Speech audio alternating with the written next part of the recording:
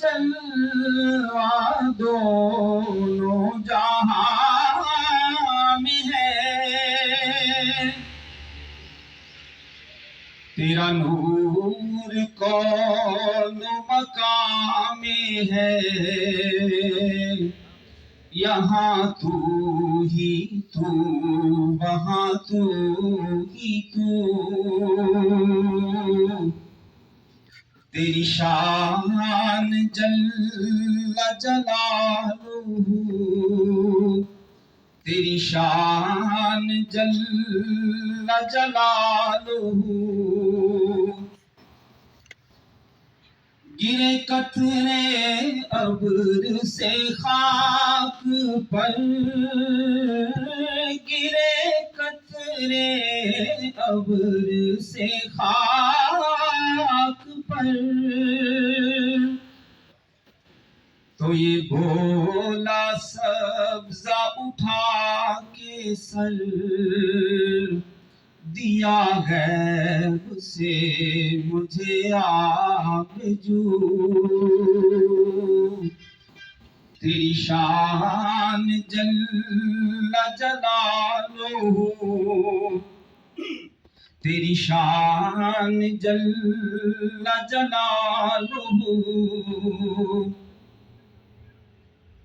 ہے دعائے اکبر ناتواں،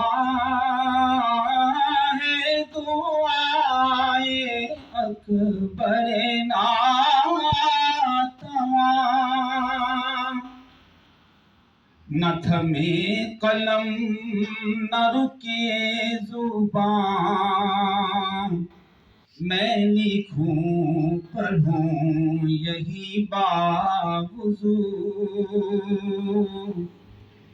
تیری شان جل جلالہ، تیری شان جل جلالہ۔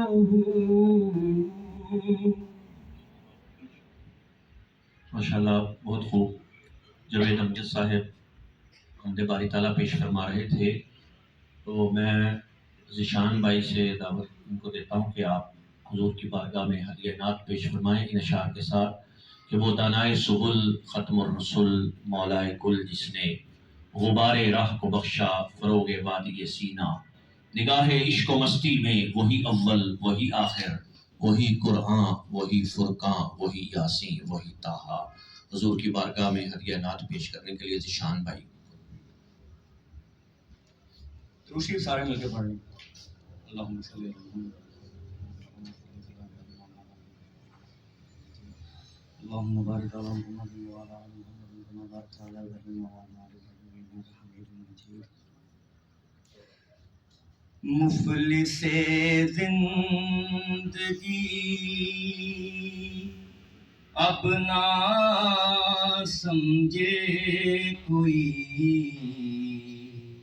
مفلس زندگی اب نہ سمجھے کوئی، مجھ کو عشق نبی اس قدر مل گیا، جگمگائے نہ کیوں میرا عکس دروں، جگمگائے نہ کیوں میرا عکس دروں، ایک پتھر کو آئینہ گر مل گیا، مفلس زندگی جب سے مجھ پر ہوا مصطفیٰ کا کرم، جب سے مجھ پر ہوا مصطفیٰ کا کرم، بن گیا دل مظفر چراغ حرم، زندگی پھر رہی تھی بھٹکتی ہوئی، زندگی پھر رہی تھی بھٹکتی ہوئی میری خانہ بدوشی کو گھر مل گیا، مفلس زندگی اس کا دیوانہ ہوں، اس کا مجذوب ہوں، اس کا دیوانہ ہوں، اس کا مجذوب ہوں۔ کیا یہ کم ہے کہ میں اس سے منسوب ہوں؟ سرحد حشر تک جاؤں گا بے دھڑک، سرحد حشر تک جاؤں گا بے دھڑک، مجھ کو اتنا تو ذات سفر مل گیا، مفلس زندگی اب نہ سمجھے کوئی، مفلس زندگی اب نہ سمجھے کوئی، مجھ کو عشق نبی اس قدر مل گیا، جگمگائے نہ کیوں میرا عکس دروں، جگمگائے نہ کیوں میرا عکس دروں، ایک پتھر کو آئینہ گر مل گیا، مفلس زندگی۔ ماشاءاللہ بہت خوب ذیشان صاحب ادیانات پیش فرما رہے تھے، اور میں عبد الرحمان بھائی صاحب سے بھی گزارش کروں گا کہ آپ بھی نعت پیش کریں۔ سب پہ ایک مجھے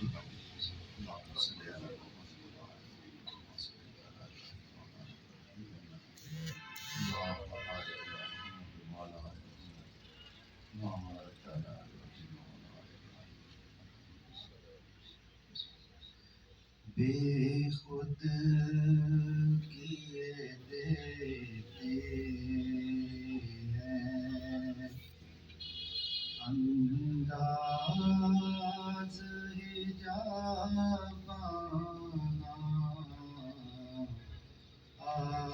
دل میں تجھے رکھ لوں، اے جلوۂ جانانا، بے خود کیے دیتے ہیں، اتنا تو کرم کرنا، اے چشم کریمانہ، اتنا تو کرم کرنا،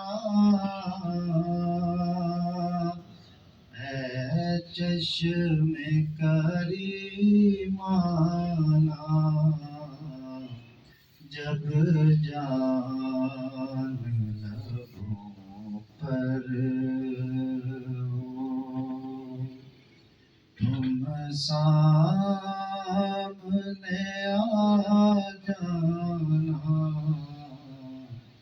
بے خود کیے دیتے ہیں،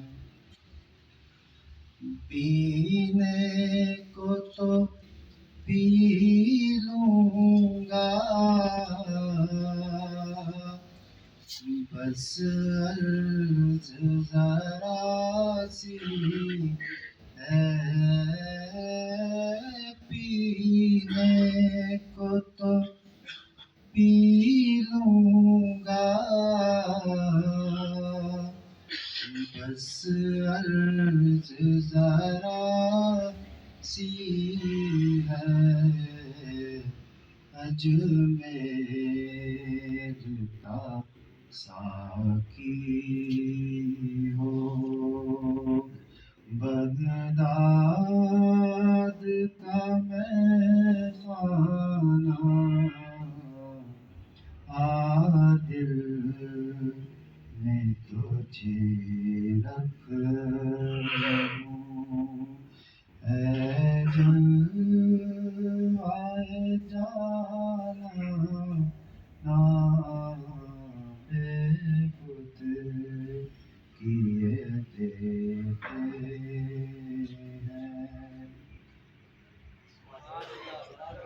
ماشاءاللہ بہت خوب انداز کے اندر عبدالرحمان بھائی ادینات پیش فرما رہے تھے.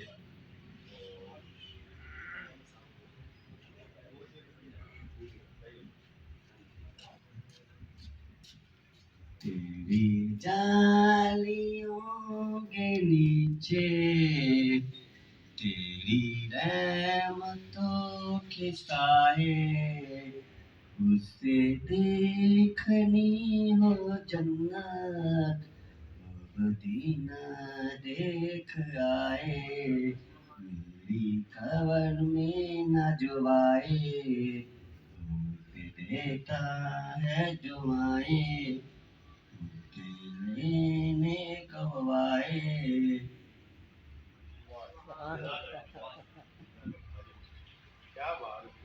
تو ماشاءاللہ ہر ایک کا اپنا رنگ ہے، اپنا انداز ہے. اللہ خوب فرمائے. تو یہ نئے آنے والے ہمارے جو دوست ہر دفعہ دوست جوائن کرتے ہیں، پرانے دوست تو شروع سے آ رہے ہیں، کچھ نئے حضرات بھی آتے ہیں، میں ان کو خوش آمدید کہتا ہوں جو اپنی مصروفیات میں سے وقت نکال کر تشریف لاتے ہیں. ہمارے جو اس پروگرام کے مین جو روح رواں ہیں ہمارے بھائی مسعود صاحب، یہ بھی بہت دور سے ہمارے لیے آتے ہیں، وقت نکالتے ہیں. ہمارے یہاں پر جو حاجی جوید صاحب جن کی یہ جگہ پر پروگرام ہوتا ہے وہ بھی مبارکباد کے مستحق ہے. حاجی مقصود صاحب، یہ سارے جتنی بھی ٹیم ہے جو جتنا بھی حصہ لیتے ہیں، اس کے لیے اللہ ان کو جزائے خیر دے، کیونکہ یہ اس سبق کو ہمیں یاد کروانے کے لیے یہاں جمع کرتے ہیں کہ جو نزول قرآن کا مقصد ہے. قرآن کریم کیوں نازل ہوا، کس مقصد کے لیے اللہ نے اس کو اتارا، تو اس سبق کو، کیونکہ سبق تو ازل سے وہی ہے اور قیامت تک وہی رہے گا، لیکن ہم اس کو بھولتے جا رہے ہیں، قرآن سے دور ہوتے جا رہے ہیں. قرآن صرف پڑھنے کی حد تک ہمارے ساتھ ہے، اور اب تو جو ماڈرن جو دور ہے اس کے اندر پڑھنا بھی کم ہوتا جا رہا ہے. تو صرف ہم پڑھتے ہیں اور پڑھ کر ثواب حاصل کرتے ہیں. تو اس پیغام کو، اس مقصد کو، روح کو، اس مقصد کے لیے قرآن آیا. قرآن کتاب ہدایت ہے، زندگی کے ہر پہلو کے اوپر انسان کی رہنمائی کرتا ہے. تو اس سبق کو یاد کروانے کے لیے، اس سبق کو ایک مرتبہ پھر ہمیں دہرانے کے لیے ہمیں یہ یہاں پر یہ ہم اکٹھے ہوتے ہیں. تو مبارکباد کے یہ بھی مستحق ہیں، آپ بھی مبارکباد کے لائق ہیں کہ آپ اپنی مصروفیات میں سے وقت نکال کر یہاں قرآن کی اس محفل کے اندر آئے ہیں. قرآن فہمی کا یہ پروگرام ہے تاکہ ہم صرف قرآن کو پڑھتے نہ رہیں بلکہ اس کو اپنی عملی زندگیوں کے اندر شامل کر لیں. زندگی کے ہر کام کے لیے، ہر پہلو پر قرآن سے رہنمائی لیں، قرآن سے جڑ جائیں، قرآن کے ساتھ اپنے تعلق کو مضبوط کر لیں. تو یہ اس سلسلے کے اندر یہ ہر ماہ کے اندر یہ پہلا جو ہفتہ ہوتا ہے یہ پروگرام یہاں پر منعقد ہوتا ہے. تو اللہ کریم ہمیں اس کے ساتھ وابستہ رکھے، اس کے ساتھ ہمارا تعلق جو ہے اس کو مضبوط سے مضبوط تر بنائے تاکہ ہماری زندگیاں ہمارے لیے آسان ہوتی چلی جائیں. پہلے بھی اس کی جب سے قرآن کریم نازل ہوا ہے اس وقت سے لے کر بہت ضرورت تھی اور ضرورت موجود رہی ہر دور کے اندر، کیونکہ یہ ہر دور کے تقاضوں کو پورا کر رہا ہے. تو آج تو بہت زیادہ ضرورت پڑ گئی ہے، آج بہت زیادہ ضرورت ہے کہ ہم اتنی جو مسائل کے اندر گھرے ہوئے ہیں، پریشانیوں کے اندر ہیں، ہر بندہ کسی نہ کسی مسئلے کے اندر گرفتار ہے. تو قرآن جو ہے یہی ہماری پریشانیوں کا حل ہے. قرآن ہی ہمیں اس سے نکال سکتا ہے، قرآن ہی ہمیں اندھیرے سے نکال کر روشنی کے اندر لا سکتا ہے، قرآن ہی گمراہی سے نکال کر ہدایت میں لا سکتا ہے، قرآن ہی ہے کہ جو جہالت سے نکال کر ہمیں علم کے ساتھ جوڑ سکتا ہے. تو اس کے لیے ہم یہ پروگرام منعقد کرتے ہیں. تو دوست جو اس کا حصہ بنتے ہیں وہ اس پیغام کو آگے پھیلاتے جائیں. دیے سے دیا جلتا ہے تو ہر ایک اپنی اپنی کوشش کے مطابق اپنے گھر سے جہاں دوست جو جاب کے اوپر ہے، جو دکان کاروبار کے اوپر ہے، وہ اس پیغام کو آگے عام کرتے جائیں. ہمارا یہی مقصد ہے. ہمارا یہی مشن ہے کہ ہم اس قرآن کو لوگوں تک پہنچا دیں، گھر گھر اس پیغام کو لے کے چلیں کہ قرآن صرف پڑھنے کے لیے نہیں ہے، قرآن عمل کے لیے ہے، قرآن عمل کی کتاب ہے۔ تو میں اسی کو آگے بڑھاتے ہوئے میں دعوت دیتا ہوں ہمارے بھائی فیصل صاحب، آپ تشریف لائیں اور گفتگو فرمائیں۔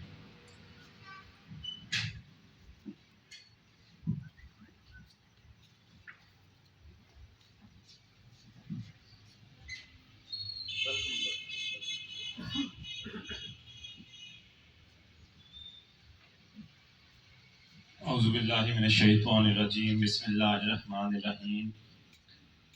جیسا کہ حضرت فرما رہے تھے، اس کی بات کو آگے بڑھاتے ہیں کہ ہم سب لوگ یہاں پر جو ماہانہ ایک پروگرام کرتے ہیں، ہم سب لوگ اکٹھے ہوتے ہیں، تو اس کے جو مقاصد ہیں اور ایک کوشش ہے ہماری طرف سے، یہ قرآن لورز کی جو ایک پلیٹ فارم ہم نے بنایا ہے، اس کا ہمارا مقصد کیا ہے؟ جو لوگ نئے آئے ہیں ان کو میں تھوڑا سا یہ تعارف کرا دوں۔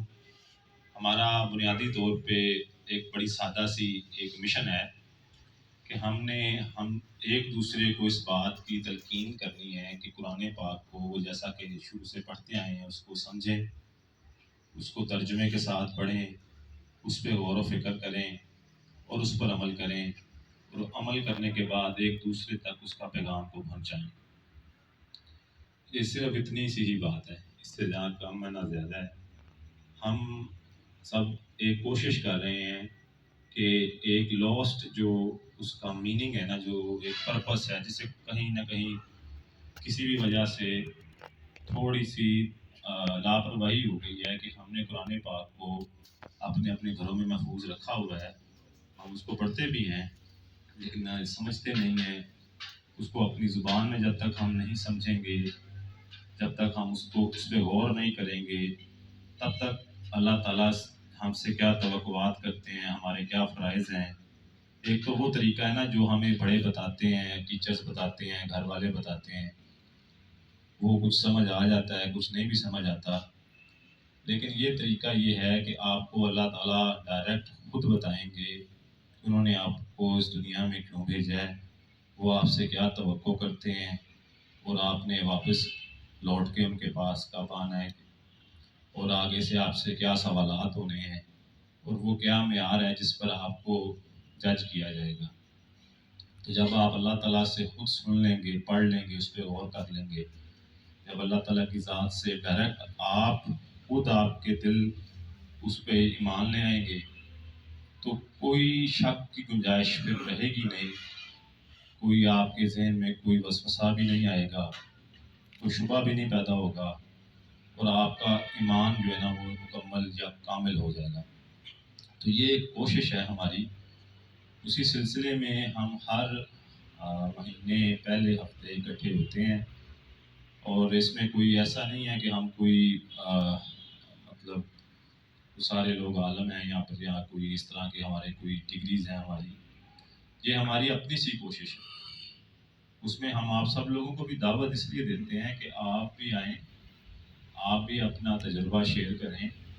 آپ قرآن پاک کو جب آپ نے پڑھا، غور کیا، آپ سب کے گھروں میں موجود ہے، اور یہ بات بھی کہنا ضروری ہے کہ ہمارا جو یہ ماشاءاللہ جیسے جیسے وقت گزر رہا ہے، ہمیں تو آپ سب لوگوں کو دیکھ کے بہت خوشی بھی ہوتی ہے کہ لوگ اس میں دلچسپی بھی رکھتے ہیں، اور اس وقت اتنا ایک نفسا نفسی سا عالم ہے، لوگ قرآن لورز کے ایک نام پہ آئے ہیں، اور وہ قرآن کو سمجھنا بھی چاہتے ہیں، اس کو سیکھنا بھی چاہتے ہیں۔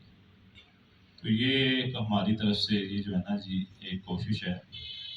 میں تو اپنی ذاتی زندگی کے حوالے سے ہی آپ کو بتا سکتا ہوں، میں جب اسی طرح تعلیم حاصل کی، میں نے پولیس 2013 میں as a sub inspector join کی۔ 2018 تک میں نے بطور سب انسپیکٹر جو ہے نا جی وہ سرو کیا، اس کے بعد میں اسسٹنٹ ڈائریکٹر ہو گیا۔ اب تک میں وہی ایز اے مجسٹریٹ سرو کر رہا ہوں، ایگزیکٹو مجسٹریٹ۔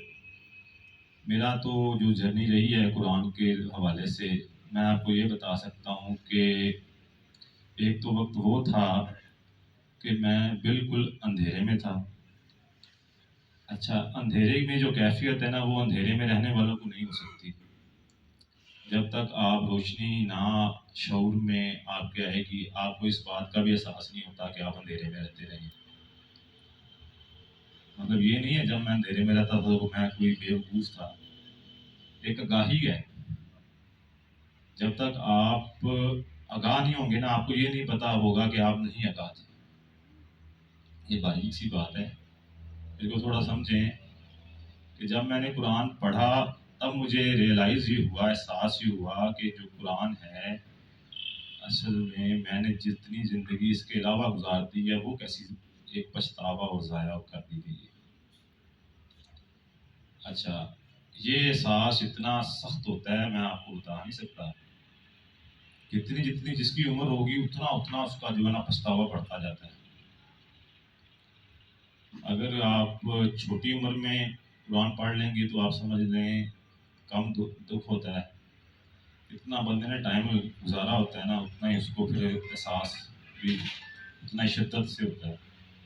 اچھا، پھر یہ ایک بندے پہ فیز آتا ہے کہ آپ نے قرآن پھر پڑھ لیا. اب آپ کو پتہ ہے کہ اللہ تعالیٰ نے بھی زندگی کا ایک ایسا معاملہ بنایا ہوا ہے کہ اس میں جو ہے نا یہ ڈسٹریکشنز بہت ہیں، ٹیمپٹیشنز بھی بہت ہیں. اللہ تعالیٰ نے ہم سب کو اگر جنت میں بھیجنا ہے نا تو it is not an easy job. یہ کوئی آسان کام نہیں ہونا، نہ جنت کو آسان چیز ہے جو بالکل ہمارے لیے تیار کر کے رکھ دی گئی ہوئی ہے. One has to work hard for it. اس کے لیے آپ کو بڑا محنت کرنی پڑے گی. بڑی مشکل ڈسپلنڈ لائف ہے. اس کے باوجود بھی اللہ تعالیٰ کی مہربانی ہوگی، اسپیشل کوئی فیور ہوگا. وہ اپنی جگہ اپنی سی کوشش میں جو ہے نا جی خود کو اس دن کی رسوائی سے بچانا ایک محنت کا کام ہے. جب آپ قرآن پڑھتے ہیں آپ کو اس بات کا احساس تو ہو جاتا ہے، یہ سمجھ آ جاتی ہے کہ یار یہ مجھے جب میں نے، کیونکہ مرنا تو میں نے بھی ہے، جب میں نے مرنا ہے تو اس کے بعد مجھ سے حساب کا بڑا سخت ہے. کوئی ایسا سسٹم ہے جو میرے ہر لفظ ادا کیے ہوئے ہر عمل کو نوٹ کر رہا ہے، اور یہ جو میرا ہر چیز نوٹ ہو رہی ہے یہ میرے سامنے جب چلائی جائے گی تو مجھے اس پہ ہر چیز پہ جواب دہی ہو جائے گی. اور میں کہاں سے کب بچوں گا، اور پھر میں خود پہ ہی گواہی دے دوں گا کہ میں اس قابل نہیں ہوں کہ اللہ کے سامنے پیش ہو سکوں. یہ قرآن میں باتیں ہیں کہ آپ، اللہ تعالیٰ کہتے ہیں کہ آپ اپنے لیے خود ہی گواہ کافی ہیں. یعنی یہ مجھے بھی فیصلہ کرنے کی ضرورت ہی نہیں ہے کہ کوئی شخص کیسا ہے. بہرحال جی میں یہ کہہ رہا تھا کہ جب آپ قرآن پڑھتے ہیں تو یہ ایک ریئلائزیشن آپ کو ہوتی ہے. اس سے ایک سٹیج اگلی آتی ہے. وہ سٹیج یہ آتی ہے کہ آپ کو ریئلائزیشن تو ہو گئی ہے، اب آپ نے اس راستے پہ چلتے کیسے رہنا ہے. وہ بھی تبھی ممکن ہے کہ جب آپ ڈیلی کو قرآن پڑھیں گے. یعنی اگر آپ نے ایک دفعہ پڑھ لیا، اس پہ عمل کر لیا، پھر دنیا کی الجھنیں آپ کو دوبارہ وہیں لے جائیں گی جہاں پر آپ کھڑے تھے پہلے. اور اس کے بعد جب آپ اس کو ڈیلی نہیں نہ پڑھیں گے، اس کو روزانہ پڑھنا اپنی زندگی کا حصہ نہیں بنائیں گے، یا سننا اللہ کی بات کو جب تک آپ روزانہ نہیں نہ سنیں گے تو آپ اس رستے پہ بھی قائم نہیں چل پائیں گے. آہستہ زندگی واپس، یہ ایک ایلیوژن ہے جو آپ کو اپنی طرف واپس لے جائے گی.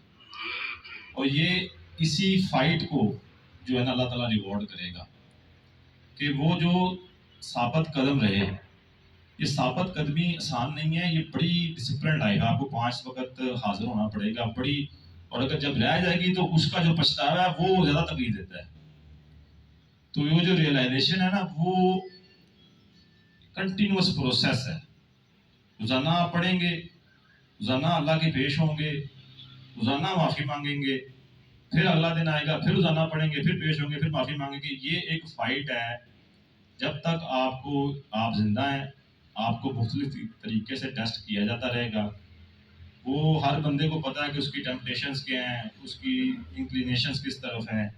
وہ اللہ کو بھی پتا ہے، وہ شیطان کو بھی پتا ہے. تو چور رستے تو آپ کے دماغ میں اس نے لگائے ہیں یا نہیں لگائے. بہرحال ایک عام انسان کے لیے چونکہ دنیا داری ہے، کاروبار ہے، نوکری ہے، فیملی ہے، بچے ہیں، فرائض ہیں، حقوق ہیں، پورے بھی کرنے ہیں، ذمہ داری مجبوری ہر چیز ہے. یہ ساری وہی ہے آئٹمز ہیں جن یہ سوال ہیں سمجھ لیں ایک پرچے میں جس کا آپ نے صحیح جواب دینے ہیں کہ مجبوری کوئی بھی ایسی مجبوری نہ ہو کہ جو اس راستے سے آپ کو ہٹا دے. فرض کوئی بھی ایسا حق ادا نہ ایسا کریں جو اس راستے سے آپ کو ہٹا دے. بات یہی ہے بس اس پہ پکے رہنا, اس پہ جڑے رہنا, اس پہ ثابت قدم رہنا, اس پہ کھڑے رہنا. یہ پاسبل نہیں ہے اس چیز کے بغیر کہ اگر آپ قرآن کو بالکل روزانہ کی بنیاد پہ روزانہ جب آپ کا یہ بھی دل کرے نا یار مجھے ساری سمجھ آ گئی ہے, مجھے سمجھ آ گئی ہے, میں کلیئر ہو گیا, پھر بھی as a ritual as a practice آپ کو روزانہ پڑھنا پڑے گا. ادروائز پاسبل میرے نزدیک نہیں ہے. میں بھی غلط ہوں لیکن میرا جو فارمول ہے نا جی وہ یہی میں نے سمجھ آئی ہے کہ جب تک آپ روزانہ نہیں نہ پڑھتے, آپ ایک مہینہ چھوڑ دیں آپ سمجھ آ جائے کہ آپ کو خود ہی اپنے ایمان کی کیفیات میں فرق محسوس ہو جائے گا.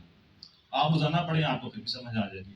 جو شخص روزانہ تہجد پڑھتے ہیں اور وہ جب روزانہ تہجد پڑھتے ہیں تو وہ ان کا جو ایمان کا ایک لیول ہوتا ہے اور جو نہیں پڑھتے وہ سیم نہیں ہو سکتا. اسی طرح اللہ تعالیٰ کہتے ہیں یہ آپ ان کی طرف ایک دفعہ چلیں وہ بھی آپ کو قبول فرماتے ہیں. میں اس بات پہ ایک اور تھوڑی سی بڑی بات یہ کرنا چاہتا ہوں. مجھے اس بڑی حیرانی ہوگی کہ کوئی بندہ یہ کلیم کرے کہ میں ہدایت یاب ہو گیا ہوں اور قرآن کو پڑھے بغیر ہو گیا. یہ ایک سرپرائز ہوگا, ہونے کو کچھ بھی ہو سکتا ہے اللہ تعالیٰ کی جب منشا شامل ہو جائے. لیکن یہ جو اسی طرح ہی ہوگا جیسے کوئی بچہ کہے کہ میں نے کتاب بھی نہیں پڑھی اور میں فرسٹ آ گیا پاس ہو گیا. تو جس طرح استاد حیران ہوگا نا کہ یہ کیسے ہو سکتا ہے, یا تو ایگزامینر تم پہ بڑی مہربان تھا, وہی ہو سکتا ہے اللہ اس پہ بڑا ہی مہربان ہوگا. ادروائز عام انسان کے لوگ عام بچے کے لیے پڑھائی پڑھے گا تو پاس ہوگا. یہ بھی اسی طرح ہی ہے. یہ جو امتحان ہے اس کو کلیئر کرنا ہے, اس کی صورت یہ ہے کہ آپ اس کو روزانہ پڑھیں گے, عمل کریں گے. آپ پڑھیں عمل یہ خود کروا لے گا. انسان کو اتنا دلیر نہیں ہے کہ اللہ کے آگے کھڑا ہو سکے. جب اللہ تعالیٰ کی گفتگو روزانہ پڑھتا ہے نا تو اس کا دل موم کی طرح پگھلنا شروع ہو جاتا ہے. وہ اتنی کوئی اس میں دلیری نہیں ہے کہ وہ اس پہ کوئی سرکشی کرے. پڑھ کے سرکشی کرنا بڑی, میں تو کہتا ہوں آپ جب ایک دو سپارے آپ گزرتے ہیں تو آپ کو سمجھ آ جاتی ہے, بندہ سجدے سے بھی اٹھنے کا دل کرتا ہے. یہ کیفیت آپ پہ طاری ہو جائے گی. پڑھنا شروع کریں آپ کو خود ہی احساس ہو جائے گا. جو لوگ پڑھتے ہیں وہ میری اس بات کو سیکنڈ کریں گے کہ یہ معجزہ ہے. آپ کوئی بھی کتاب پڑھ لیں, کسی بڑے سے بڑے ادیب کی کتاب پڑھ لیں, یہ معاملہ ہوتا ہی نہیں ہے جو قرآن کو پڑھنے کے ساتھ آپ کے ساتھ ہوگا.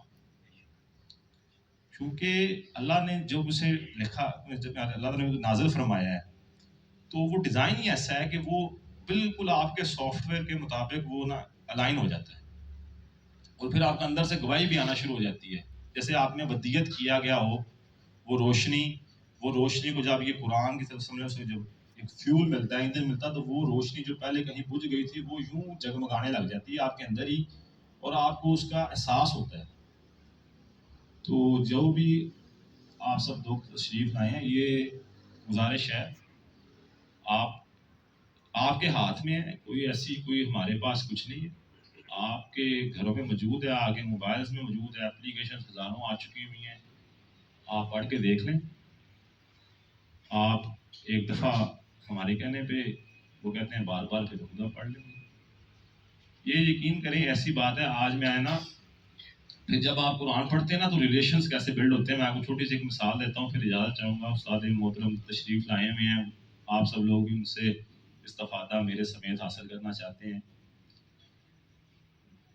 آج مطلب میں کہیں پڑھ رہا تھا کہ ایک قرآن پاک کی ایک آیت ہے, انگریزی میں ترجمہ ہے, The skies did not weep, اور آسمان نہیں روئے. تو یہ قرآن پاک میں جب فرعون کو اللہ تعالیٰ نے غرق کیا تو فرعونیوں کے ہاں یہ ایک اپنا ایک ان کا عقیدہ تھا کہ جب کوئی فرعون مرتا ہے نا تو آسمان روتا ہے. اچھا, یہ عقیدہ فرعونیوں کے ہاں ہم نے کب دریافت کیا؟ یہ ہم نے یہ جو اعلام مصر جو آرکیولوجی سمجھتے ہیں 1880 میں ہم نے دریافت کیا، ان کی جو زبان تھی اس کو ہم نے ٹرانسلیشن میں کامیاب ہو گئے. تو جو فرعون ہے نا، جسے لیسمس 2 کہتے ہیں آرکیولوجی کے، لیسمس دی گریٹ اس کا نام ہے، جس کا قرآن میں ذکر ہے، اس کی جو اس کا مزار ہے نا، جو جہاں پر اس کو ابھی دفنایا، ابھی تو اس کو میوزیم میں رکھا ہوا ہے، لیکن تب جہاں پر اس کو جہاں دریافت ہوا تھا اس کی ممی، اس پہ پوئم لکھی ہوئی ہے، اور اس پہ لکھا ہوا ہے کہ آج آسمان بہت رویا. اور مزے کی بات ہے کہ یہ ہم نے ٹرانسلیٹ کی ہے کوئی 19ویں صدی میں، اور قرآن نے ہمیں کہا کہ جب وہ غرق ہوا تو آسمان نہیں رویا.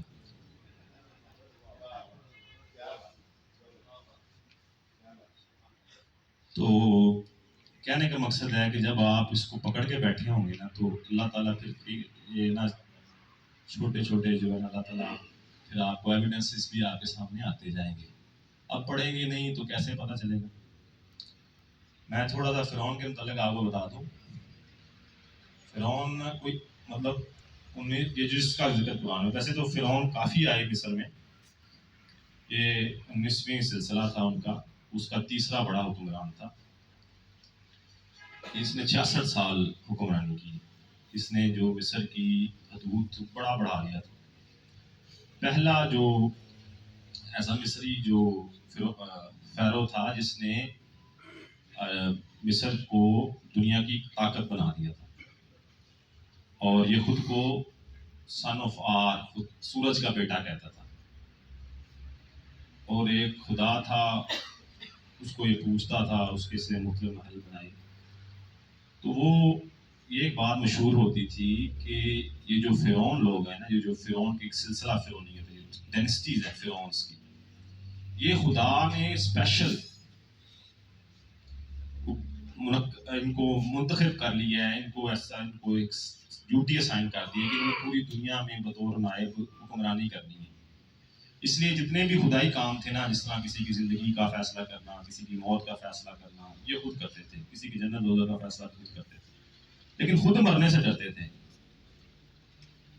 پھر انہوں نے ممیفیکیشن کا ایک کنسپٹ ڈیولپ کیا، ایوالو کیا.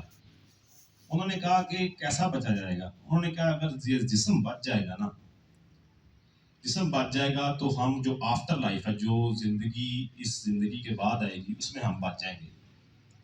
تو آپ دیکھیں کہ انہوں نے اپنے جب وہ مرتے تھے، جب ان کے بڑے مرتے تھے یا جو بھی ان کے قریب لوگ مرتے تھے، تو وہ اس کو آپ نے دیکھے ہوں گے، وہ ممیز بناتے ہیں، پرزرو کرتے ہیں انسان کو، اور اس کے ساتھ مختلف پوری اس طرح کے بھی ملے ہیں جنہوں نے اپنے ساتھ پوری فوج کو لے کے گئے ہیں.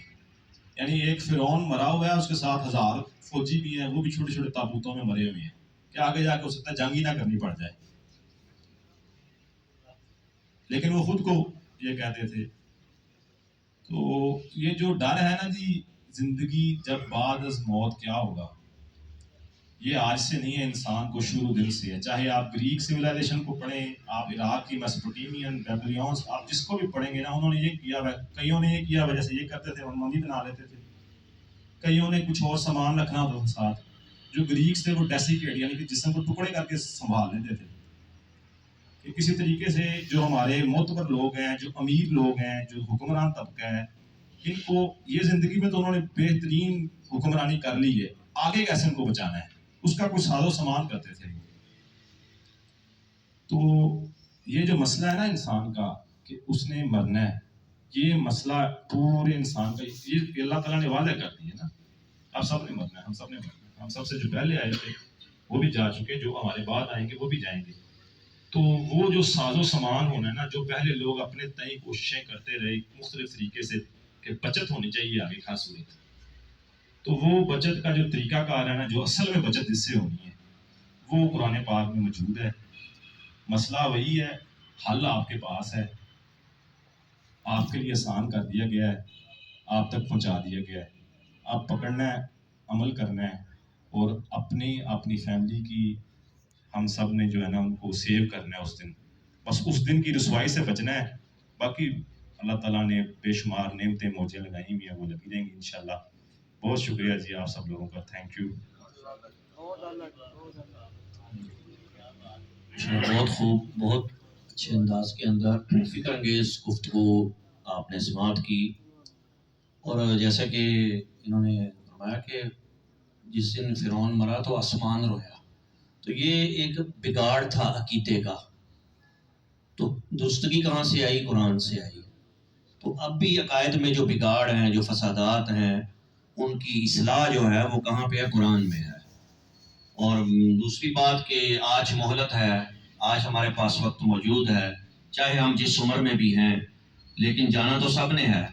تو اس کی تیاری کرنے کے لیے جو نصاب ہے وہ قرآن ہے. بہترین جو نصاب جو اللہ کی طرف سے ہمیں دیا گیا وہ قرآن ہے. وہی ہمیں بتائے گا کہ جب اللہ اس وقت کے آنے سے پہلے کہ جب وہ فرمائے گا وَامْتَازُوا الْيَوْمَ أَيُّهَا الْمُجْرِمُونَ، کہ مجرموں کو الگ کر دو، میرے دوستوں کو الگ کر دو اور مجرموں کو الگ کرو. تو اس وقت کے آنے سے پہلے کہ جب الْيَوْمَ نَخْتِمُ عَلَىٰ أَفْوَاهِهِمْ وَتُكَلِّمُنَا أَيْدِيهِمْ وَتَشْهَدُ أَرْجُلُهُمْ بِمَا كَانُوا يَكْسِبُونَ، کہ جب اللہ منہوں پر مورے لگا دے گا، منہ بند ہو جائیں گے. وَتُكَلِّمُنَا أَيْدِيهِمْ، اور ان کے ہاتھ کلام کریں گے. وَتَشْهَدُ أَرْجُلُهُمْ، اور ان کے پاؤں گواہی دیں گے کہ جو کام وہ کرتے رہے. تو اس وقت کے آنے سے پہلے ہم اپنے آپ کا جائزہ لیں، اپنا احتساب کر لیں، اپنی درستگی کر لیں، اور اس کا حل صرف قرآن کے اندر موجود ہے. ہر چیز کی درستگی، ہر چیز کو بہتر کرنا وہ قرآن کے اندر ہے. تو عقیدے کی اصلاح، توحید کا مکمل جو ہے آگاہی، رسالت کے اوپر ایمان ہمارا کیسا ہو، اللہ کی توحید پر کیسے ایمان ہو، معاملات کیسے ہوں، اخلاق و کردار کیسا ہو، معاشرت کیسی ہو، گھر میں ہمارا کیا اس میں سلوک ہو، یہ ساری چیزیں ہمیں قرآن سکھائے گا.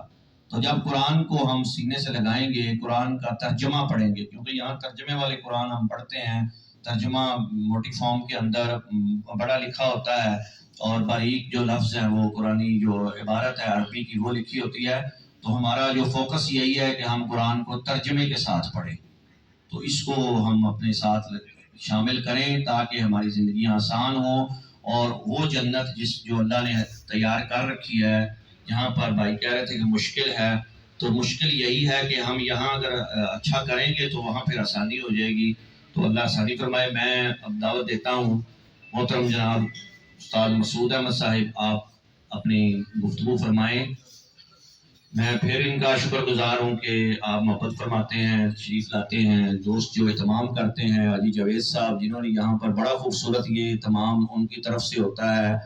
حاجی صاحب ہمارے مین آرگنائزر ہیں، حاجی مسعود صاحب، اور ٹیم پوری خدمت کرتے ہیں، آپ کے لیے اہتمام ہوتا ہے. تو یہ سارے لوگ ماشاءاللہ بہت قابل تحسین ہیں.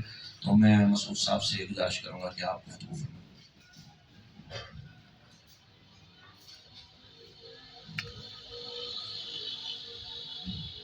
اعوذ باللہ من الشیطان الرجیم، بسم اللہ الرحمن الرحیم. اللہ کے بابرکت نام سے شروع کرتے ہیں جو بڑا رحمان ہے، بہت ہی رحیم ہے. آج مجھے فیصل جب گفتگو کر رہا تھا تو میں آج بہت ہی آئی کیپٹ آن اسمائلنگ، بڑی خوشی ہو رہی تھی آج بہت زیادہ. مجھے یاد ہے فیصل جب شروع میں سی ایس ایس کی تیاری کے لیے آیا تھا تو اس وقت اس کا ذہن کس طرح کا تھا، اور آج جو اس نے گفتگو کی ہے وہ تو میرے لیے بھی بڑی ریویلنگ تھی. اس نے ایسی چیزوں پہ، ایسے پہلوؤں پہ بات کی ہے قرآن کے جو آج تک میری نظر سے بھی نہیں گزرے.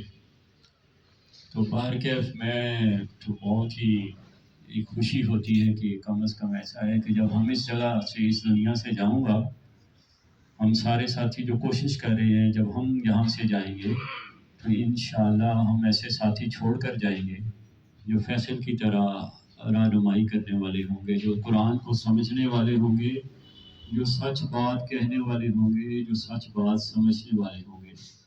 تو انشاءاللہ یہ جو ایک سلسلہ دراز ہوا تھا اس کی بہت ہی مجھے ٹھوس کی. لگتا ہے جیسے ہمارا جو شجر لگا تھا، جو پودا تھا، بڑا شجر بن گیا ہے. تو میں فیصل کو ونس اگین بڑی زیادہ اس کو کنگریچولیٹ کرنا چاہتا ہوں. بڑی کمال بات کی آج. فیصل ہی کی بات کو آج میں تھوڑا سا آگے بڑھا دیتا ہوں. قرآن میں اللہ کہتے ہیں کہ جو اہل کفار تھے، جو قریش تھے، جو دوسرے قبائل تھے، وہ ہمیشہ آتے تھے اور اللہ کے نبی سے کہتے تھے صلی اللہ علیہ وسلم سے کہ اگر آپ اللہ کے پیغمبر ہیں تو آپ کے ساتھ فرشتے کیوں نہیں چلتے؟ اگر آپ اللہ کے پیغمبر ہیں تو آپ کے تو باغات ہونے چاہیے اور باغات کے نیچے نہریں ہونی چاہیے۔ اگر آپ اللہ کے پیغمبر ہیں تو آسمان سے ہمیں سیدھی طرح کتاب اتار کے کیوں نہیں دکھاتے جیسے حضرت موسیٰ لے کے آئے تھے؟ پھر وہ کہتے تھے کہ اگر آپ اللہ کے پیغمبر ہیں تو آپ کے گھر بار تو سونے چاندی کا ہونا چاہیے۔ اچھا، وہ یہ ساری باتیں کرتے تھے اور وہ کہتے تھے ہمیں فلاں معجزہ جو فلاں پیغمبر پہ آیا ویسا معجزہ دکھائیں۔ تو جب یہ سارے سوال کرتے ہیں تو یہ وہ سوال ہیں جو ہمارے ذہن میں بھی آتے ہیں۔ تو اللہ کیا کہتے ہیں ان سارے سوالوں کے جواب میں؟ قرآن میں اللہ کہتے ہیں کیا یہ کتاب نہیں پڑھتے؟ یہ سادہ سا جواب ہے اس کا۔ اللہ کہتے ہیں جو کتاب ہم نے اتاری ہے کیا یہ کتاب نہیں پڑھتے؟ یعنی اندازہ کریں کہ خدا کہہ رہا ہے کہ یہ کتاب کتنا بڑا معجزہ ہے کہ وہ سارے معجزے ایک طرف ہیں، تو خدا کہتا ہے کہ کیا یہ کتاب نہیں پڑھتے؟ تو جب میں نے یہ والی آیت پڑھی قرآن میں تو میرے دل میں یہ خیال آیا کہ خدا اتنا بڑا معجزہ کہہ رہا ہے تو کیا ہے ایسا؟ ہم کیسے دیکھیں کیسا معجزہ ہے؟ ہم تو ایک سادہ سی کتاب سمجھتے ہیں۔ زیادہ تر لوگ جو ہیں آج ہی اکثر میں گھروں میں دیکھتا ہوں، خاص طور پہ جو خواتین ہیں وہ فارغ ہوتی ہیں، پتہ چلتا ہے جی روزانہ 5 سپارے پڑھتی ہیں۔ ان سے پوچھیں کبھی انہوں نے سمجھا ہی نہیں ہے۔ ان سے اگر میں پوچھوں کہ یہ معجزہ کیسا معجزہ ہے تو وہ کیا جواب دیں؟ وہ تمام لوگ جو قرآن اس طرح سے پڑھے ہیں انہیں تو پتہ ہی نہیں ہے۔ اب میں آپ کو یہاں پہ میرے پاس اگر ٹائم ہو تو شاید میں کتنے دن بولتا رہوں اس کے معجزات پہ کہ کیسے معجزہ ہے۔ تو جیسے آج فیصل نے ایک بات کی ہے تو میں آپ کو ایک چھوٹا سا قرآن سے ایپیسوڈ سناتا ہوں۔ نوح علیہ السلام کا واقعہ پیش ہو رہا ہے۔ آپ اپنے بیٹے کو پکار رہے ہیں کہ بیٹا تم بھی اس کشتی میں سوار ہو جاؤ، تو وہ کہتا ہے کہ نہیں میں تو اس کشتی پہ سوار نہیں ہوں گا، اور وہ کہتا ہے میں پہاڑ پہ چڑھ جاؤں گا۔ تو وہ کہہ رہے ہیں کہ آج جو ہے بارش ہو رہی ہے اور طوفان ہے، وہ کہتے ہیں آج کوئی بچ نہیں سکے گا۔ تو ان کا بیٹا کہتا ہے نہیں میں پہاڑ پہ چڑھ جاؤں گا، سہارا لے لوں گا پہاڑ کا۔ تو قرآن بھی کہتا ہے کہ ایک ہی لہر آتی ہے اور وہ جو لہر ہے وہ پہاڑوں کی طرح ہے، اور وہ اس میں اسے موقع ہی نہیں ملتا اور وہ اس میں ڈوب جاتا ہے۔ آپ نے کبھی سوچا ہے کہ ایسے کیسے ہوا ہوگا؟ اگر میں غور و فکر شروع کرتا ہوں اب قرآن کی اس فکر پہ، اس واقعے پہ، تو خدا اس بات سے پہلے کہتا ہے اور ہم نے حکم دیا تنور کو اور وہ ابل پڑا۔ جن لوگوں نے قرآن پڑھا ہے تنور ورڈ وہاں پہ آیا ہے، استعمال کیا ہے اللہ نے۔ تو اللہ کہتے ہیں ہم نے تنور کو حکم دیا تو وہ ابل پڑا۔ اب یہ قرآن جو ہے 14 صدیاں پہلے لکھا گیا ہے، اللہ نے نازل کیا ہے۔ اندازہ کریں کہ یہ بات کیسے کہی گئی ہے۔ آج کانسیپٹ آیا ہے سونامی کا۔ سونامی کیا ہے؟ سمندر کے نیچے جو آتش فشاں جب پھٹتا ہے تو آتش فشاں کے پھٹنے سے پہلے جو پانی ہے وہ نیچے کی طرف جاتا ہے اور پھر وہ ایک بڑی لہر کی شکل میں وہ ساحل کی طرف جاتا ہے، اور وہ لہر اتنی بڑی ہوتی ہے کہ آپ نے سونامی اگر کہیں دیکھی ہے، ٹی وی میں دیکھی ہو یا کہیں، تو آپ کو اندازہ ہو سکتا ہے۔ اندازہ کیجئے کہ خدا اس ٹائم کہہ رہا ہے کہ ہم نے تنور کو حکم دیا۔ تنور کیا ہے؟ والکینو ہے، آتش فشاں ہے۔ تو اسے اس ٹائم کسی کو کیا تصور کہ کیسے سمندر میں کیا ہوا ہے، کس وجہ سے یہ لہر آئی ہے، کیسے لوگ ڈوب گئے۔ پہاڑ کی طرح کی لہر صرف سونامی میں آتی ہے، اور اس کتاب میں خدا بڑے واضح انداز میں بتا رہا ہے کہ ہم نے تنور سے کہا اور وہ ابل پڑا۔ تنور کیا ہے؟ وہ والکینو ایکٹیویٹی سٹارٹ ہوئی، اس سے سونامی آئی اور اس سے یہ سارا کچھ ہوا۔ مطلب یہ ایک ایسا سائنٹیفک فیکٹ ہے جو کہ آج سے ایک صدی پیچھے اگر جو لوگ علم رکھتے ہیں کسی کو پتہ ہی نہیں تھا سونامی کیا ہوتی ہے، کیسے آتی ہے، کہاں سے یہ لہریں جنم لیتی ہیں اتنی بڑی. اللہ نے لکھا ہے ہماری کتاب میں. اب یہ ہے کہ اگر میں وہ کتاب پڑھ ہی نہیں رہا تو مجھے کیا پتا خدا نے کیا کیا بات کی ہے. خدا نے تو ہر بات ایسے کھول کر بیان کر دی ہے کہ اگر صرف اسی واقعے کے اوپر ہم ریسرچ کرنا شروع کر دیں تو دنیا کا کوئی بھی انٹیلیجنٹ آدمی جو ہے، جو علم رکھتا ہے، وہ انکار کر ہی نہیں سکتا. اس کی عقل کو سجدہ کرنا پڑے گا اللہ کے آگے. جو بھی آگاہ ہے، جو علم رکھتا ہے، کسی بھی طرح کا علم رکھتا ہے، اگر کوئی انسان ہے وہ ایسٹرونومی کا علم رکھتا ہے، کائنات کے بارے میں زیادہ اس کے پاس علم ہے، تو وہ جب قرآن پڑھتا ہے تو خدا نے 1400 سال پہلے ہمیں اپنی کتاب میں لکھ دیا کہ تمہارے اور ہمارے جو وقت کا معیار ہے وہ مختلف ہے. تمہارے یہاں پہ جو دن ہے وہ علیحدہ، اس کا وقت جو ہے، اس کی فرمائش علیحدہ ہے، جو اللہ کے پاس ہے وہ علیحدہ ہے. تو خدا نے بتایا یہ جو کائنات ہم دیکھ رہے ہیں اس میں جو ٹائم ہے وہ ڈیفرنٹ ہے، وہ اس کی ڈائلیشن ہو جاتی ہے کسی جگہ پہ. کسی کے لیے وہ ٹائم جو ہے وہ کم ہے، کسی جگہ پہ وہ زیادہ ہے، کہیں پہ دن بڑا ہے، کہیں پہ دن چھوٹا ہے. 25 سال کی ایفرٹ کر کے خاتون نے محنت کر کے ایک مووی پچھلے دنوں آئی تھی انٹرسٹیلر، وہ انہوں نے بنائی ہے. بڑا جناب اس کے اوپر وہ ہیو اینڈ کرائی ہوا ہے، بڑا رولا پڑا ہے کہ جی بہت بڑی انہوں نے ایک اچھی مووی بنا دی ہے. تو ہمیں خدا 1400 سال پہلے بتا رہا ہے اور خدا کہہ رہا ہے کہ دیکھو تمہارے 1000 جو سال ہیں وہ میرے 1 سال کے برابر ہیں، 1 دن کے برابر ہے. معذرت. ٹھیک ہے. تو خدا ہمیں اس وقت کہہ رہا ہے اور ہمیں جو ہے اس چیز کا اندازہ ہی نہیں تھا. تو یہ اگر میں اس طرح کی آپ کو باتیں بتاتا چلا جاؤں جو قرآن میں نے دیکھی، جب میں نے یہ سوچا کہ یہ قرآن اگر معجزہ ہے تو کیسا معجزہ ہے، میں تو ذرا دیکھوں کس طرح سے ہے. تو میں پچھلے جتنے سالوں سے پڑھ رہا ہوں میرے پاس اس طرح کی اتنی زیادہ باتیں ہیں کہ اگر میں وہ باتیں یہاں پہ بیان کرنا شروع کروں تو وہ تو بہت زیادہ ٹائم چاہیے. یعنی اگر آپ ایسٹرونومی کا علم رکھتے ہیں تب بھی آپ خدا کو سجدہ کریں گے. اگر آپ جادوگر ہیں تو پھر کیا ہوگا، پھر بھی آپ خدا کو سجدہ کرنا پڑے گا. موسیٰ علیہ السلام جو تھے جب وہ فرعون کے دربار میں جاتے ہیں تو وہ جادوگر اپنے فن میں پورے ماسٹر تھے. وہ ہر لحاظ سے اس کو جانتے تھے اور وہ اتنے کمال جادوگر تھے کہ خدا بھی کہتا ہے کہ انہوں نے زبردست وہاں پہ ایسا جادو کیا کہ لوگوں کو جو رسیاں تھیں وہ چلتی ہوئی سانپ دکھائی دینے لگ پڑی. لیکن ہوا کیا، جب موسیٰ علیہ السلام نے خدا کا عمل جو ہے جب وہاں پہ اپنا عصا پھینکا ہے تو وہ جو آگاہ تھے، جو علم رکھتے تھے جادوگری کا، وہ کیسے سجدے میں گرے ہیں. وہ ایسے سجدے میں گرے ہیں کہ وہ کہتے ہیں، فرعون جب کہتا ہے کہ تمہارے الٹے سیدھی طرف سے ہاتھ پاؤں کٹوا دوں گا اور تمہیں سولی چڑھا دوں گا، تو وہ ہنستے ہیں، وہ کہتے ہیں ٹھیک ہے، سو بسم اللہ. وہ کہتے ہیں ہمیں پتہ چل گیا ہے حقیقت کیا ہے. وہ کہتے ہیں ہمیں تو اب جانا ہے، ہمیں کیا ہے، اب جو مرضی کرو، جیسے مرضی سزا دو. وجہ کیا تھی، جو علم وہاں پہ اتارا گیا تھا وہ اس کے ماسٹر تھے اور انہیں فوراً پتہ چل گیا کہ یہ کیا ہے، یہ تو حقیقت ہے، یہ سچائی ہے، اس کا انکار ہی ممکن نہیں ہے.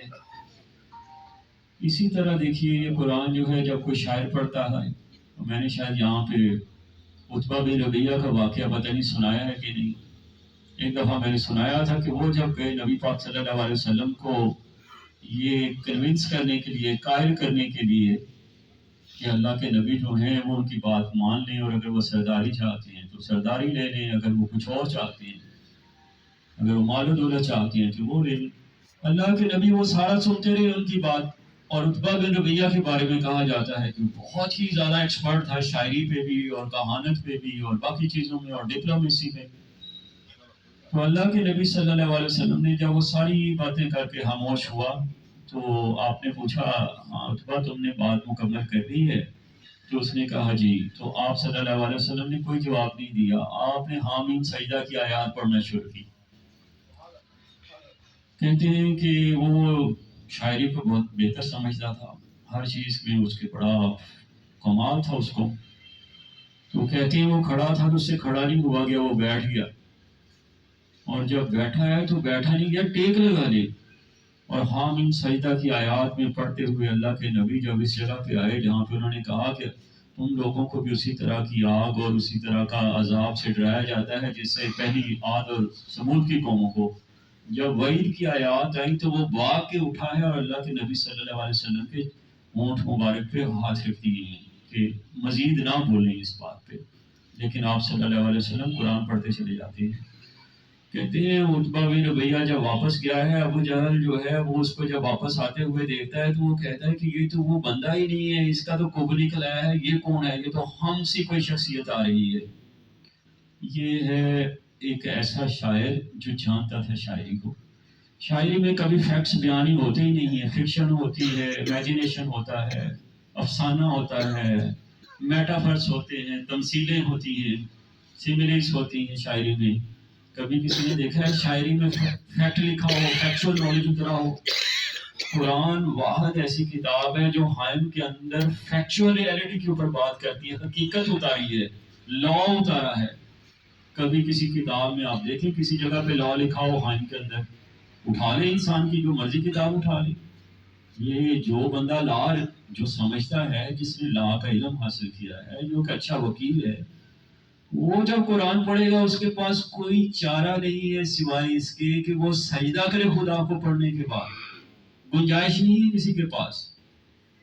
तकलीफ वाली बात क्या है, कोई पढ़ता ही नहीं है।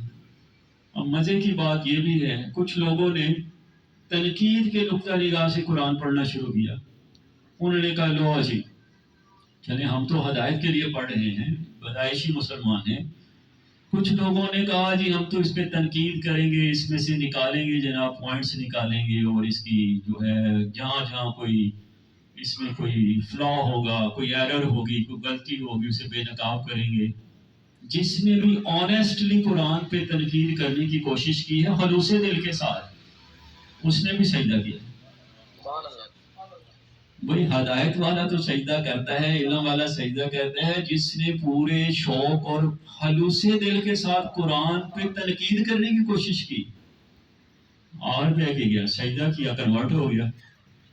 जितने मर्जी आप कन्वर्ट जो है, मार्टिन लिंक्स है, दूसरे हैं, कांस्टेंट वर्शल है, जितने बड़े मशहूर कन्वर्ट हुए हैं वो आप किसी को भी देख लेंगे। तो ये सारे क्या हैं, ये अल्लाह की किताब जो मैंने कहा, खुदा ने तमाम जब मौजज़ों की डिमांड आती है, उनकी तरफ से तलब आती है मौजज़े दिखाएं, तो खुदा क्या कहता है, क्या ये किताब नहीं पढ़ते? तो ये वो किताब है जिसमें जैसे आज फैसल ने बात की, जैसे मैंने आपको वाक़यात कुछ सुनाए, इस तरह के मेरे पास तो इतने फैक्ट्स हैं जो कि उस वक़्त रिवील हुए हैं, उस वक़्त नाजिल हुए हैं जब इंसान के तसव्वुर में भी नहीं था। और फिर कई बातें ऐसी नाज़िल कर दी हुई हैं खुदा ने जो शायद आने वाले दिनों में हमें साइंस बताएगी। इंसानी इल्म जब थोड़ा सा मज़ीद इसमें बेहतरी आएगी तो शायद उन चीज़ों को समझ पाए। लेकिन ये एक ऐसा ही मौजज़ा है। तो ये जो हम लोगों ने कोशिश शुरू की यहाँ पे, इसीलिए कोशिश शुरू की कि मेरी तरह के, फैसल की तरह के, जवेद अमजद की तरह के, ये सारे हमारे साथी हैं। किसी ने भी 40 साल से पहले कुरान नहीं पढ़ा है। आप हाजी साहब बैठे हुए पूछ लें किस उम्र में कुरान उर्दू तर्जुमे के साथ पढ़ा है। हाजी साहब कहते हैं जनाब मैं सुबह जब कुरान पढ़ता था मसूद मुझे बड़ी नींद आती थी, क्योंकि समझ के नहीं पढ़े थे। और जब समझ के पढ़ना शुरू किया है तो आपने 2 दिन 4 दिन बिठाए रखे, नशा नहीं, मस्ती नहीं टूटेगी पढ़ने की, क्योंकि वो समझ रहे हैं खुदा क्या कह रहा है। तो ये अब हमारा अलमिया है, हमने क्या एक कैसी किताब है, कैसा इल्म है, कैसी सफ़ेद रोशनी है। सफ़ेद रोशनी जो है उसको हमने पर्दों में छुपा रखा है, और जो मैं हमेशा कहता हूँ जो नीली रोशनी है जो हमें बता ही कुछ नहीं रही, जिसने हमारे अंदर एक ऐसा जहन तहलीक कर दिया है जो इल्यूजन्स क्रिएट करता है, जो ड्रीम्स क्रिएट करता है, जो हमें क्या मैं इस पे बात करूँ, वो हमें जो एक ऐसी रोशनी जिन्होंने ज़िंदगी ही मुशक्क़त बना दी है। हमने अपने बच्चों को कैसे कैसे स्कूलों में पढ़ाया है, आज ये हमारा बच्चा सच पे क्यों नहीं चल रहा। ये क्या लोग जो हमारे पार्लियामेंट में बैठे हुए हैं पढ़े लिखे नहीं हैं, इन्होंने भी इल्म हासिल किया है, جو بیوروکریسی ہے کیا وہ پڑھی لکھی نہیں ہے؟ اتنے مشکل امتحان پاس کر کے آئی ہے، ان کے عمل سے روشنی کیوں نہیں پھوٹ رہی؟ اس کے عمل سے کسی کی تکلیف دور کیوں نہیں ہو رہی؟ وہ فرعون کیوں بن گئے ہیں؟ یہ جو علم ہے نیلی روشنی کا جو کتابوں میں پڑھ رہے ہیں، یہ اس نے ہی ہمیں اس جگہ پہ پہنچا دیا ہے۔ باہر کیف اللہ تعالیٰ ہمیں توفیق دے، ہم سارے ساتھی کوشش کرتے رہیں، اور فیصل کی طرح کے مزید اور ساتھی یہاں پہ جو ہے اللہ سے دعا ہے سارے ساتھی ایسی ہی گفتگو کرنا سیکھ لیں، ایسے ہی قرآن سے محبت کرنی سیکھ لیں۔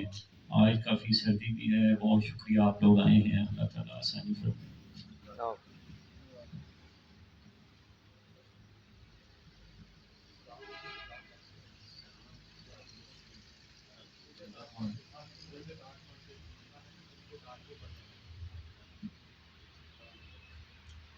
اعوذ باللہ من الشیطان الرجیم، بسم اللہ الرحمن الرحیم۔ اللہم صلی علی سیدنا محمد وعلی آل سیدنا ومولانا محمد صاحب التاج والمعراج والبراق والعلم، دافع البلاء والوباء والقحط والمرض والألم، اسمہ مکتوب مرفوع مشفوع منقوش فی اللوح والقلم، سید العرب والعجم، جسمہ مقدس معطر مطہر منور فی البیت والحرم، شمس الضحى بدر الدجى صدر العلا نور الهدى كهف الورى مصباح الظلم، جمیل الشیم شفیع الامم صاحب الجود والکرم، واللہ عاصمہ وجبریل خادمہ والبراق مرکبہ والمعراج سفرہ وسدرۃ المنتہى مقامہ وقاب قوسین مطلوبہ والمطلوب مقصودہ والمقصود موجودہ، سید المرسلین خاتم النبیین شفیع المذنبین انیس الغریبین رحمت للعالمین راحت العاشقین مراد المشتاقین، شمس العارفین سراج السالکین مصباح المقربین، محب الفقراء والغرباء والیتامى والمساکین، سید الثقلین نبی الحرمین امام القبلتین وسیلتنا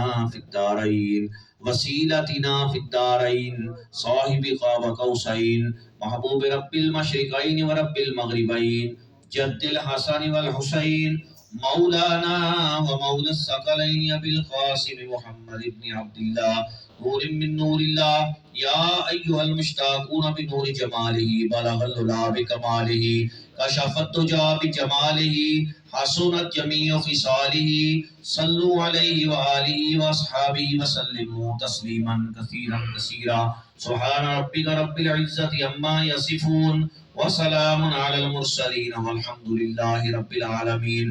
اللہ اکبر لا الہ الا اللہ، اللہ اکبر وللہ الحمد۔ بسم اللہ الرحمن الرحیم، اللہم صلی علی سیدنا محمد وعلی آل سیدنا ومولانا محمد وبارک وسلم وصلی علیہ الہ العالمین۔ ہماری اس حاضری کو، قرآن فہمی کے اس پروگرام کو اپنی پاک بارگاہ میں قبول فرما۔ تیری بارگاہ میں جو کچھ پیش کیا کمی کوتاہی رہ گئی، الہ العالمین معاف فرما۔